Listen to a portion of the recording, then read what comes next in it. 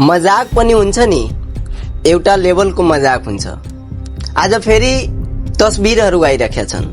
हातमा सिउरी छन्, खुट्टामा हिलो, मुहारमा बनावटी मुस्कान। नेताहरू फेरि खेतमा, फेरि धान दिवस, फेरि उही नाटक। तर सोध्नुहोस् आफैलाई, के हो साँच्चै किसानको सम्मान हो वा क्यामेराको लागि 1 मिनटको प्रदर्शन? वर्षभरि किसान एक्लै हुन्छ। हिउँदमा सिँचाइ छैन, बिउ किनेर हात रितो छन्। त्यो बेला कुनै नेता आउँदैन, त्यो बेला कुनै क्यामेरा बज्दैन।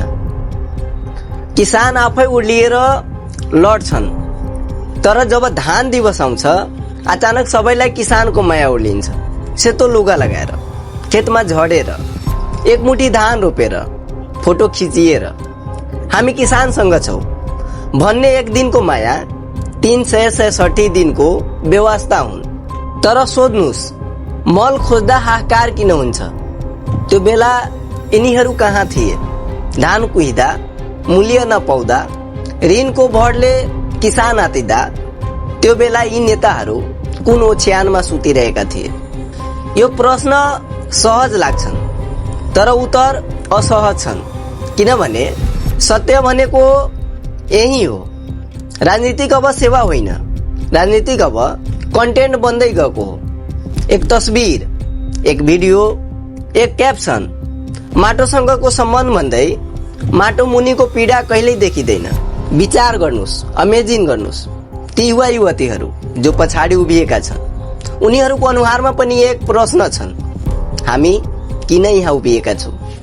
के तिनलाई साँच्चैकै धानको महत्व सिकाइदैछ वा तिनलाई पनि सेटअपको एक भाग बनाइएको छ?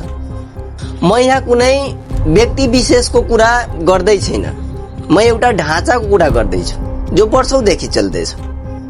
फोटोको लागि सहानुभूति, भाषणको लागि किसान, चुनावको लागि माटो, तर वास्तविकता नीतिको लागि मौनता। प्रश्न साधारण छ तर गहिरो छ। के सहानुभूति देखाउनु पर्याप्त छ वा नीति परिवर्तन गर्नु आवश्यक छ? किसानलाई फोटोमा होइन, किसानलाई बजारमा, मलमा, सिँचाइमा, निश्चित मूल्यमा साँच्चैकै साथ चाहिएको हो।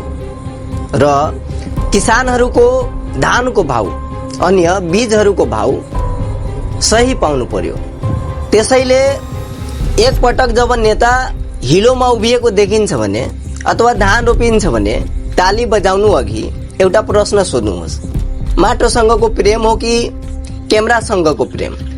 उत्तर तपाईले नै दिनुपर्छ। किनभने सत्य कहिल्यै फोटोमा देखिँदैन।